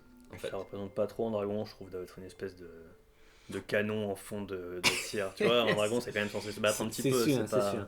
c'est pas une artillerie. Là, ça rajoute de l'interactivité parce Ouais. que, d'une part, comment l'adversaire va gérer la règle incendie, c'est à lui de faire des choix en fait, de Ouais. se dire est-ce que je préfère prendre le risque de me prendre des touches en 5+, sachant que si on a une armée de Minastérite ou de nains, etc., en gros on s'en fout un peu. Et si on a au contraire de la défense 4, de la défense 3, là on va commencer à faire plus de choix. Donc ça donne à l'adversaire les moyens de gérer le truc. Au lieu de juste, je vais mettre 2,1 pouces entre chacune de mes figurines, faire une Ouais. espèce de constellation sur la table, et ça va être une partie nulle. Enfin, je veux dire, nul en termes de jeu, on n'est pas là pour ça, quoi. Là, on peut conserver sa phalange, ou au contraire faire le choix de se split. Et une fois qu'on se prend les touches, on peut décider de la manière dont on va les gérer. Donc ça, c'est très bien. Et d'autre part, pour le joueur du dragon lui-même, à mon avis, ça change beaucoup la perspective parce qu'on va pouvoir faire du dégât long terme sur l'armée et ensuite quand même envoyer son dragon au corps à corps. À mon avis, c'est intéressant. C'est peut-être plus simple d'aller tuer des bannières avec ça parce qu'on va petit à petit les enflammer beaucoup de figurines qui vont mourir les unes après les autres. Sur le long terme, hein, bien sûr. En un tour, on va pas tuer 10 figurines avec le Set Blaze. Ça peut forcer certains héros à se rouler par terre s'ils n'ont pas envie. Enfin, je trouve que c'est sympa. Par exemple, sur un scénario comme Brouillard de guerre, où on a envie que tous les héros ennemis prennent une blessure parce qu'on ne sait pas lequel son adversaire a protégé, on va petit à petit enflammer toute l'armée ennemie si on a des dragons et faire des trucs. Donc moi je trouve que c'est un nerf, pas en termes de puissance brute du dragon, mais en termes de gameplay. Je pense que le dragon est tout aussi fort qu'avant, mais différemment, et donc il est agréable à affronter. Enfin, pas, c'est mieux à affronter. Alors, je sais pas si ça fait plus de dégâts sur le long terme, puisque toutes les cibles, enfin, ça revient à faire les mêmes cibles. Parce que tu dis enflammer toute l'armée, si tu fais les mêmes tirs avec les règles d'avant, tu tues toute l'armée. Tu vois ce que je veux dire? Ça change pas, ils vont pas se prendre plus de dégâts, ils vont se prendre moins de dégâts à terme. Bah si, parce que... Oui, non. Bah, en fait, si, tu peux affecter plus de figurines en même temps. Si, non, avant avec un dragon, je touche sur un coin de l'armée, je Ouais. blast, puis je touche sur un autre coin de l'armée, je blast. Est-ce qu'il y a survécu une. Et ce qui a survécu ne prend pas de touche. Alors Oui. que là, je vais mettre des touches. Non, je sais pas, hein, mais à mon avis, faudrait le jouer pour voir comment l'utiliser, mais c'est du dégât différent. C'est un peu la première fois, je trouve, qu'on a ça dans le jeu. Une espèce de dégâts. Bah oui, Utiliser la règle Set Blaze, ouais, c'est à peu près la première fois qu'elle sert à quelque chose. Non, mais à beaucoup, tu vois. Si Oui. vous jouez des dragons en Moria, maintenant, il va falloir avoir des petits marqueurs hein, pour savoir Ah qui oui. est enflammé. Mais c'est vraiment, tu vas infliger statut brûlé à tous les Pokémon de l'adversaire, Mhm. quoi. Et c'est un gameplay intéressant, je trouve, de dire je vais foutre le feu partout. Et c'est mieux que juste je fais disparaître les figurines. C'est littéralement je mets du feu. Ouais. Et ensuite, c'est à toi de savoir comment tu fais appel aux pompiers. Donc, non, moi j'aime bien ce nerf. C'est intelligent, je trouve, de leur Je part. trouve aussi que c'est très intelligent. Mais ça change tellement, en fait, il y a un nombre de couches à la chose qui est vraiment Oui, impressionnant. oui. Parce que ça veut aussi dire qu'en fait, on peut pas affecter deux fois la même armée, enfin la même partie de l'armée. Parce que avant, tu peux faire un premier coup de feu et tu refais le même coup de feu dans la même zone Oui, pour oui. ce qui a survécu. Genre, Oui, mettons oui. que tu as la bannière, tu l'as pas eu, bah tu vises à côté une partie de l'armée Oui, et tu oui, l'as. oui. Alors que là, pour le coup, si tu es déjà enflammé, en fait, tu peux pas être affecté. Mm. Donc, déjà, ça, c'est une première chose. La deuxième chose, c'est Oui. que le premier tour où tu es affecté, tu t'en fiches techniquement, Oui. puisque tu as jusqu'à la fin du tour avant de commencer à te prendre ces touches. La troisième chose, c'est que si tu... Enfin bon, effectivement, avec les guerriers, c'est probablement pas une bonne idée de chercher à éteindre le feu, puisque... ou sauf si c'est genre votre sentinelle elfe, un truc vraiment précieux, mais puisque de toute façon, ça va prendre 2 tours. Donc avec les héros, oui, avec les guerriers, non. Mais ça veut dire que votre adversaire, il se retrouve quand même dans celui qui a craché le feu, il se retrouve dans la situation de savoir sur est-ce que je charge ces figurines et j'investis des ressources pour les chasser, pour les combattre, sachant qu'elles sont brûlées et qu'elles vont peut-être mourir, ou est-ce que je ne le fais pas et dans ce cas-là, je vais me faire contrecharger, je vais peut-être perdre des figurines, et peut-être que si ça se trouve, ça changera rien puisqu'au prochain tour, elles seront encore en vie. Donc ça change beaucoup de choses pour ça. Ouais, voilà. Oui. Trouve que Mais je vraiment- trouve que toutes les questions que tu soulèves sont intéressantes parce qu'en fait elles découlent de cette règle incendie qu'on n'avait jamais rencontrée. Et je trouve ça Ouais, bien que Games Workshop aille puiser dans les propres règles qu'il a inventées pour corriger ce qu'il avait déjà fait. c'est sûr. Ça c'est sympa. Et ça rend ce truc de Set Blaze un peu tactique parce qu'avant, Ouais. qu'est-ce qu'il y avait? Il y avait le Balrog qui Set Blaze une figurine. Il Oui. y avait je So- sais pas quel troll qui pouvait foutre À dans, foutre le dans le feu, feu, ouais, ouais. les rôtir Ouais. T'as Sauron tranquillement. et la couronne de Morgul. Et la qui couronne fait de ça. Morgul avec l'épée qui Set Blaze ses ennemis, Tu- c'est ça? C'est ça, Qui enflamme tu ton peux, épée. tu peux Ok. infliger cette. Donc c'est Ah tout. oui, donc avant c'était que une figurine. C'est Une ça. Et figurine là, Set tu Blaze, set change Blaze pas en groupe, grand-chose. c'est sympa, je trouve. Hein. Donc Et- c'est bien. Et du coup, qu'est-ce que ça va changer pour l'armée de la Moria? À mon avis, ce qu'on va voir disparaître, c'est le build double dragon avec feu, qui est de fait beaucoup moins intéressant. Avant, tu le prenais. Le build, c'était 2 dragons vol-feu, ou un dragon feu, un dragon vol-feu, et que des gobelins avec bouclier. Tu faisais que ça. Tu cramais méthodiquement toute l'armée ennemie et tu tankais avec tous tes gobelins. C'est vraiment, il n'y avait pas d'autre build que ça. Et à côté, on pouvait jouer soit un capi, soit Ashrak pour avoir un compel, etc. En gros, le build, c'était vraiment no-brain comme ça. Maintenant, à mon avis, on va arrêter de jouer 2 dragons. On va en jouer qu'un seul, avec ou non le feu. Ça va, à mon avis, booster les autres options. Sauf le vol qui va rester dans tous les cas l'option que tout le monde prend. Voilà. Mhm. Mais éventuellement, l'intelligence, je pense que c'est un peu sous-estimé. Et la magie. Maintenant, c'est vraiment feu, intelligent ou magie. Ça va être qu'est-ce qu'on prend à côté de vol. Parce qu'à mon avis, le cuir épais, là, c'est toujours de la merde. Mais c'est bien, ça donne Oui, au dragon c'est vrai. plus d'équilibrage entre ces options qui sont toutes au même prix. Elles ont été bien réfléchies ces autres règles, je trouve. Les 3 autres règles des dragons, elles représentent très bien la voie pernicieuse des dragons. Mm. Donc c'est très cool si elles apparaissent plus. Cela étant dit, je pense qu'il y a encore une place pour le double dragon, double feu, mais juste comme tu dis, en fait, ils vont plus combattre corps à corps. Ce qui reste très fort, hein, de dragons qui crachent une boule de feu chacun, qui enflamment chacun une partie de ton armée, donc te mettent dans cette situation qu'on décrit, timer, choix, etc. Et après te foncent dessus. Je pense que ça peut encore se jouer. C'est plus du tout aussi méta qu'avant, aussi même monstrueusement fort qu'avant. Bah, le Mais truc, c'est que c'était pas, pourquoi pas. enfin, c'était pas monstrueusement fort, justement, Ah ouais le dragon. Je C'était suis juste bien affronté. oppressif. Ouais. C'est pas non plus. Enfin, il y a des armées qui le gèrent, quoi. Ouais. Soit en se splittant parce qu'on est très nombreux, soit avec de la magie, enfin avec beaucoup de tirs, on les gère. Dès qu'il y a un peu de tir force 3, de la saturation, notamment, genre, tu vois, tout ce qui est Scout Douglook, les tirs elfiques, machin, ça marche bien. Sans parler de Dale, mais bon, c'est beaucoup moins joué. C'était pas une armée si forte. Ok. C'était une armée pénible à affronter, et par exemple, notamment en équipe ou ce genre de choses, c'est une armée qui bien placée pour éviter les mauvais match-up, parce que ça en a, était monstrueuse. Mais c'est pas une armée, tu la poses sur la table, t'as perdu la game, quoi. Il y a toujours des choses à faire. Et notamment, la seule chose à faire, en fait, c'est s'écarter. Ça, Oui. toutes les armées peuvent le faire. Et ensuite, le dragon grignote, mais ça fait juste des games très longues, quoi.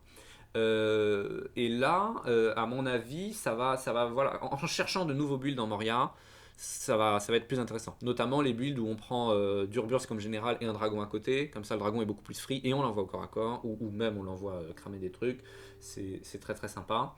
Je pense que c'est bien dans l'esprit dans la méta en fait, ce qu'on va jouer, ça assainit beaucoup les choses.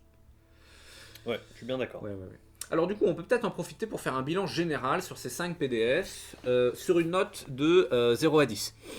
Je sais pas, à l'échelle des FAQ de Games Workshop, c'est un 10, hein, parce qu'en général, les FAQ ne font que poser, contredire les règles, Oui. Poser plus de questions qu'elles ne répondent, Oui. ou ne pas répondre aux vraies questions qu'on a. Oui. Ce qui n'est pas le cas ici. Ça répond c'est vraiment, bien, hein. ça apporte des vrais changements. C'est pas les plus gros nerfs possibles, c'est pas les nerfs les plus évidents auxquels tout le monde pensait, c'est-à-dire nerfer les crébins, blablabla, Mm. retirer le truc de Depths of Moria de briser. C'est vraiment, j'ai rarement vu une FAQ aussi sympa. Donc bon, c'est pas un 10 hein, en vrai. Elle est très bien, elle est, je sais pas, Personne 8. n'est parfait. Mais Et moi 8, je suis d'accord aussi. Parce qu'en fait, elle est très simple en fait. Ouais. Elle fait toujours référence à l'esprit des règles en fait. Mhm. Ça, je trouve ça bien. Il n'y a pas de décision qui nous surprend vraiment. Genre, oh là là, c'était ce ruling là qu'il fallait faire. Oui. Voilà. Oui, on peut reculer dans une zone de contrôle. Tu vois, c'est Oui. assez simple. Ça, c'est bien. Pour ce qui est de l'équilibrage, finalement, ce qui est bien, c'est qu'ils n'ont pas tapé du poing sur la table en mode la méta va changer. Ouais. Ils ont nerfé donc main blanche balrog, aigle. C'est les 3 armées qui ont pris un truc. Et uniquement le build spécifique Moria avec le feu. Donc je pense qu'ils ont essayé de supprimer ce qui était cancer, ce qui avait peu d'interactivité. Ça change pas beaucoup de choses. J'ai entendu beaucoup de gens se plaindre sur 2 choses. Donc l'absence de la question des crémins. À mon avis, c'est une erreur de leur part. Ils auraient dû. Je Parce pense. que il y a main blanche, une de ses forces, c'est quand même les Crébins. Hein. Usurpeur, ça a gagné l'Ardacon. Oui, Et puis, ils n'ont pas pris ça en compte. comme tu dis, c'est un des trucs en fait où tu interagis trop peu. C'est trop gros. Tu peux pas les Il y a bloquer, trop tu de peux rien PV pour les faire. bloquer. Tu peux pas les entourer. Ils récupèrent les trucs, ils Mhm. s'en vont, ils marquent les points, ils grignotent, ils font des PV. C'est Oui. trop fort. Et en plus, un des contres aux Crébins, c'était le dragon qui one-shot. Donc bon, après bon, ça va faire une offre. Mais voilà, je trouve ça dommage qu'ils aient pas fait un truc, je sais pas. Soit changer la règle des nuées, soit changer le profil des Crébins en tant que tel. Voilà, ou l'interaction Crébin-Saruman dans main blanche, peut-être que c'était juste ça qu'il fallait changer. Tu vois, le truc de À mon la avis, ligne de vue. c'est plus le Crébin que l'interaction. Oui, que oui, de je suis Saruman. d'accord. Mais après, tu vois, je suis d'accord que c'est pas ce que j'aurais nerfé ni dans Main Blanche ni dans Depths of Moria, mais ils ont nerfé Main Blanche et Depths of Moria, Oui, ah, ça, et c'est donc sûr. ça va changer les choses. Donc les Crébins vont rester un Mm. peu chiants, mais on va quand même moins souffrir face à Oui, oui. White End, ce qui est l'essentiel. C'est sûr. Ouh. Et la deuxième chose que les gens regrettent, c'est rien n'a été fait à propos de Homme de l'Ouest. C'est vrai que c'est une des armées qui domine aussi. Mais est-ce qu'elle est aussi oppressive et sans compte c'est ça, en fait. Moi, il y a elle plus est forte. d'interactivité. Elle est très jouée, très forte, mais on peut jouer contre. Ouais. Et je trouve que les problèmes qu'ils ont changés, c'était, encore une fois, des trucs de frustration, de non-interactivité. Bah, Men of the West, il y a des trucs à faire. Tu peux C'est aller ça. tuer les troupes. Si tu as de la magie, tu as des choses à faire. Mm. Peut-être, alors là, la tendance en ce moment dans la méta, de ce que je constate à ma faible échelle, c'est qu'il y a un build qui commence à émerger dans Men of the West, c'est Aragorn à pied tout seul, Gwaihir et des aigles. Tu vois, Que des aigles, pas de soldats. Non, si, Aragorn d'accord. et sa troupe, Ouais. et Gwaihir et un Ok. ou deux aigles. Donc tu prends pas Legolas, pas Gandalf, pas Éomer, pas Gimli, machin. Juste Aragorn à pied des aigles. Si ce genre de build commence à venir très très fort, alors avec le nerf du barge, on verra ce que ça fait, hein, mais voilà. Est-ce que ça, c'est pas un peu plus frustrant à affronter? Oui, et les Bernid aussi qui n'ont pas reçu de nerf, alors que je trouve que ça reste aussi. Je trouve Bernid, que c'est ça me aussi. Il y a peu d'interaction avec les Bernid, tellement. Oui, ça est-ce que va c'est le assez niveau fluide. Balrog? Non, c'est pas le niveau Balrog. Ils sont Mais je vulnérables au trouve tir. que c'est le niveau au-dessus de Man of the West. Par C'est le contre. niveau au-dessus de Man of the Question West, manque peut-être, d'interaction. ouais. Et question présence dans le méta, c'est haut. Mais comme quoi, c'est vrai que en fait, le critère, c'est pas la présence dans le méta, c'est le Non. nombre d'interactivité. En fait, ils font pas un équilibrage du jeu. Ouais. Ils font une. Un assainissage. Ouais, un assainissage en fait, une espèce de. C'est plus propre. C'est un jeu plus propre qui correspond plus à ce qu'ils veulent voir sur les tables, mais à mon avis, ils prennent pas beaucoup en compte le jeu compétitif ou les gros tournois à ce point-là. Je veux dire, par rapport à leurs autres wargames, hein, quand on voit Warhammer 40 000, même Old World, Age of Sigmar, c'est vraiment, ils prennent en compte les résultats. C'est très important. Nous, on est trop petits à mon avis pour pouvoir faire ça. Et peut-être aussi que le jeu est plus équilibré que ces jeux-là aussi, et que en Oui. fait, être très prudent dans les équilibrages, ça participe à l'équilibre du jeu aussi, à mon avis, d'une certaine façon. C'est peut-être bien qu'il n'y ait pas des gros changements à chaque FAQ. Oui. Il n'y a pas de exactement. gros changements de points. Il n'y en a eu qu'un seul qui était pour un build spécifique pour une armée obscure qui est les Cavaliers Noirs, les cavaliers noirs. dans certaines conditions. C'est vrai que question philosophie de changement, je préfère que ce soit des petits tweaks comme ça plutôt que des gros changements de points, parce que ok, ça c'est fort, on nerf, ok, ça c'est pas fort, on... Oui, ils font ça pour les autres jeux, c'est pas très Ouais. agréable. Cela dit, moi je trouve que il pourrait, par exemple, tu vois, Helm, il pourrait coûter 15 points de moins. Oui, C'est bah, deux après, itérations, on peut- tu vois. on peut Figurine par lister- figurine, il y a des trucs quand Oui, même. mais Voilà. ça, on peut en lister une infinité. Il y en a beaucoup, il y en a beaucoup. Tu veux leur envoyer un mail auquel ils diront qu'ils prennent pas les suggestions. C'est ça, c'est ça. Non, mais voilà, je trouve ils ont encore de la marge. Oui, ça, c'est sûr. Pour tweak un peu le jeu, surtout à mon avis, s'ils suivent la direction qu'ils ont prise jusqu'à présent, qui est de ne pas sortir de suppléments compétitifs avec des nouveaux profils. S'ils suivent ça, j'espère pas, mais s'ils le suivent, à mon avis, ils ne peuvent pas se contenter d'un équilibrage qui est juste Oui. un assainissement. Non, c'est Au vrai bout d'un parce moment, que- il va falloir faire quelque chose. Puis la méta va trop Stagner. rester la même chose s'il n'y a jamais rien de nouveau. C'est ça, c'est ça. Ouais, Donc non, c'est vrai. ça, mais bon, globalement c'est une bonne FAQ, elle est très claire, c'est du bon Games Workshop à mon avis. Je suis très content.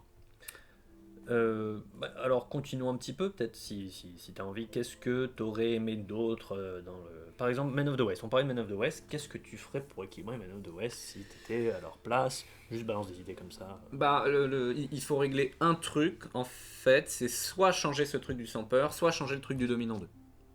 Parce qu'à mon avis, il faut pas toucher au profil de Aragorn, qui est Ouais. très bien. Il faut pas toucher au guerrier. Et je suis pas d'accord avec les gens qui disaient il faut prendre 50% de Rohan, il faut prendre 33% de Rohan, machin. Je sais pas, je trouve ça Ah. complètement arbitraire. Bah, À mon avis, c'est la moi, règle, j'aime- surtout dominant 2, qui est. Il faudrait que ça soit avec un test, une fois par partie, je sais pas, mais enfin, ça change pas grand chose une fois par partie, mais il faut au dernier tour. Mais voilà, ça, il y a. Ouais. Je sais pas, elle fait trop tout. C'est vrai que Dominant 2, ça se justifie pas trop. Ok, bon, dans le film, ils font un dernier carré, mais l'armée est nombreuse. Tu vois, c'est pas comme. L'armée est nombreuse. En vrai, au contraire, je trouve cette règle dominant 2, elle va beaucoup aider les builds où ça va compenser le fait que tu prennes un héros supplémentaire par Ouais. rapport à d'autres listes. Ouais, Donc, mais, tu vois, mais justement, enfin, est-ce qu'ils en ont besoin? S'ils ont pris un héros supplémentaire, c'est Non, aussi qu'ils non vont mais c'est taper ça, très justement. fort. Donc moi, j'aurais changé le dominant 2. Je l'aurais rendu plus conditionnel ou juste à côté d'Aragorn, pas à côté de Ouais. tous les héros, Ouais. en fait. Ouais. Parce que sinon, ça fait vraiment, vraiment beaucoup. Cela dit, si c'était juste à côté d'Aragorn, ça changerait pas les builds où tu prends que Aragorn et des aigles. Mais voilà. Donc moi, j'aurais changé ça.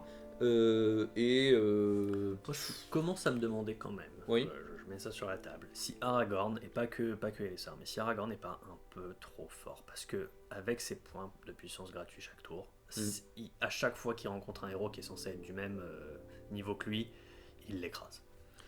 Je me demande si, je me demande s'il devrait peut-être pas perdre la défense héroïque. Oh, Ça, ah là là. ça, c'est un poil cheaté de quand même Tu trouves gratuitement n'être blessé qu'en 6 plus. C'est possible, c'est Parce que possible. tu gardes le challenge, tu gardes la strike, donc t'as plein d'outils pour être fort contre les autres héros. Quand t'as enduré, t'as eu la Melfic, tes combats 7 de base, donc t'en as pas énormément besoin, t'as 3 points de destin. Après, le truc c'est que Aragorn, Strider, donc grand pas, tu le prends que en Pelennor avec des morts ou en retour du roi. Enfin, je trouve qu'il a pas assez de listes pour que ça soit vraiment plein de frustrant. Ouais, non, c'est vrai. Tu vois, soit il est dans des listes full héros où, bon, ok, qu'il y en a un qui a la défense, je m'en fiche. Soit il est dans défenseur du Pelennor où c'est un build très particulier. Voilà. Je sais pas, moi ça me choque pas, trop. À mon avis, c'est juste parce que il est combat 7 et il a une frappe gratuite, ce qui fait qu'on est toujours en dessous de lui. Frappe ou défense, hein, d'ailleurs, il est difficile à attraper. C'est frappe ou défense qui fait que même quand tu gagnes, des fois, en fait, il peut juste attendre, quoi. Il peut juste attendre que toi tu fasses tes frappes en restant Oui. uniquement en 6+, et après il te défonce et il y a toute la puissance du monde pour le faire. Oui, exactement. Mais enfin, je suis d'accord que c'est pas un très gros problème. Mais je commence à avoir eu assez d'expérience sur Aragorn négative où me dire, c'est vrai que souvent il frappe bien plus haut que Oui, il est bien chaud. Ouais. Alors il y a une autre figurine quand même qu'on aurait pu voir passer à la casserole, c'est l'ami Legolas. Alors encore une fois, je vais faire mon laïus sur Legolas, c'est que je pense que Legolas, il pourrait augmenter en points ou perdre des effets, il ne changerait pas le fait qu'il est prenable qu'il faut le prendre dans toutes les listes où on peut le prendre presque, parce que personne d'autre que lui ne fait ce qu'il fait. Et que juste pour ça, ça reste très fort. Après, est-ce qu'il est si dominant dans cette édition Il n'y a pas une 5 armée où tu le prends pas. Ouais, mais je préfère comme ça, parce que son sniper est moins écrasant qu'avant, puisque maintenant c'est... de fait, on est revenu de cette espèce de Legolas shaming du début de version où on se disait oh là là, il est trop fort, machin. Maintenant, il est entré dans les mœurs, on fait avec. Mais je trouve que justement, il est trop unique. Pourquoi Gimli est nul? Je trouve que Gimli devrait être plus fort. Enfin, beaucoup de choses à dire sur Gimli. Ça, je suis non, mais tu d'accord. vois, je trouve que Legolas, il est trop unique par rapport à plein d'autres figurines. En même temps, c'est dommage. C'est ça, il est très unique. Qui pourrait faire la même chose? Qui est un archer à son niveau? Bard, mais il fait la même chose dans nul. Mais c'est ça, Bard, il est aussi dans 5 armées, hein, ça se saurait. Oui. Mais qui en terre du milieu, je veux dire, quelle figurine pourrait faire à peu près la même chose que Legolas? Ça justifie pas trop. Non, oui, c'est vrai. Il n'y a que cet archer-là dans le monde, dans le monde du Seigneur des Anneaux qui se défend. Moi, Gimli, par contre, qu'il soit plus fort, oui. Pour moi, Gimli devrait avoir la règle de Glowin, en fait. Il devrait avoir 4 attaques. Je vois pas pourquoi Glowin a combat 6 et 4 attaques, alors que c'est pas du tout un des meilleurs guerriers dans le Hobbit. Enfin bon, j'ai beaucoup de choses à dire sur les nains du Hobbit. Oui. Et peut-être pour conclure, j'aurais une question un peu générale. Vas-y. Est-ce que tu penses pas que plus on va voir arriver de FAQ, plus l'écart entre les profils normaux et les legacy va être élevé et ça va poser des problèmes? Je pense que le problème des legacy, c'est qu'effectivement il n'y a pas de précision, mais toutes les communautés, les communautés de joueurs font leur propre FAQ. On a vu celle de la GBHL qui est sortie il n'y a pas longtemps, qui est assez juste, je trouve. Oui, mais la JBHL, elle a sorti une FAQ, alors qui, moi je trouvais bonne, hein, c'est-à-dire elle explique ce qui est censé être la règle, mais n'apporte pas de changement. elle n'apporte pas le changement. En même temps- AOL, ça restera toujours monstrueux, tu vois, quoi qu'on fasse, et j'ai peur qu'en fait, on ait à terme, d'ici un an et demi, des armées, donc les Legacy, qui soient restées au début du jeu, avec l'équilibrage du début du jeu, pendant que d'autres armées, qui se seraient fait assainir sur Ouais. assainissement, en fait, soient en dessous, et qu'on se retrouve à toujours jouer des C'est vrai que ça Legacy et pourrait pas être un des problème. armées de base. À un moment, je pense que le jeu, on va devoir collectivement se poser la question, est-ce qu'il faut changer? Si oui, comment? Ou est-ce qu'il faut tout simplement interdire? Je ne souhaite pas. J'aimerais qu'on change et qu'on fasse des FAQ internationales, communautaires. Non, Mais bon, vrai, c'est difficile à prendre à faire. Hein. pourrait quand même D'autres faire jeux n'ont des pas FAQ réussi. pour les Legacy. C'est vrai que. Je- En fait, ça leur coûterait pas leur philosophie de la Legacy, quoi, de dire que bon, c'est des figurines qui sont en semi-retraite, faites-vous à l'idée qu'elles Mais vont ils peut-être ont- pas survivre aux éditions futures. Ils ont dit qu'ils le feraient pas. Oui, mais si, comme tu dis, si ça devient nécessaire, ça devient nécessaire. Je suis d'accord. Enfin, là, on parle de ce qui devrait être fait, on parle pas de ce qui Oui, va de pas ce arriver. qu'ils vont faire. C'est Donc vrai voilà. que s'il n'arrive rien, il arrive Comme rien. c'est la première fois dans le jeu qu'on a cette espèce des profils à double détente, en fait, à de vitesse, voilà, on va voir si à force d'assainissement, il n'y a pas trop de méta qui se dessinerait si on autorisait et si on n'autorisait pas les Legacy. Donc, Ça, c'est toujours pas le cas. Enfin, je pense que ça fera jamais deux méta. Je pense que ça fera surtout certaines listes problématiques dans une même méta. Puisque, à mon avis, il va jamais apparaître, en tout cas cette édition, une méta sans Legacy, puisque personne ne le joue comme ça. ça c'est vrai. Donc, ça, je pense que c'est pas le problème. Mais je pense que, comme tu dis, si une AOL devient trop dominante, ce qui est plutôt rare pour les Legacy, puisqu'en général, les Legacy sont quand même un peu moins forts que trop forts. Bah, à part ce à AOL. quoi je pense là, c'est AOL et le Roi Doré, qui sont deux figurines qui changent considérablement certaines listes. Le Roi Doré, c'est vrai qu'il correspond très bien à ce manque d'interaction, à ce manque de C'est ça, counterplay, hein. mais il est pas trop fort. Donc je pense qu'il y a pas mal de joueurs qui ne vont pas s'en plaindre, on va dire. Quelque Oui, part. mais on sait tous que si le Roi Doré n'était pas Legacy, il aurait été nerf à Oui, cette fac-là. oui. Enfin, tu vois, Non, c'est vrai. c'est toujours. Mais c'est pas the problème du jeu pour autant. Non, mais je suis d'accord. Donc voilà, on verra comment ça évolue. Globalement, c'est positif. Maintenant, Games Workshop, il n'y a plus qu'à arrêter de faire uniquement des resculpts de vieilles figurines et à aussi sortir des nouveaux trucs ou faire des resculpts à une vitesse un poil plus grande quand même. Hein. Ouais. En tout cas, j'espère continue. que quand ils auront fini leur resculpt ou cette phase de resculpt, ils sortiront d'autres choses. J'espère qu'il y aura des nouveautés de profil cette édition. Ouais, il faut changer les choses. Donc on espère que ça vous a plu. Merci de nous avoir écoutés. Et puis on se retrouve très bientôt. Très bientôt.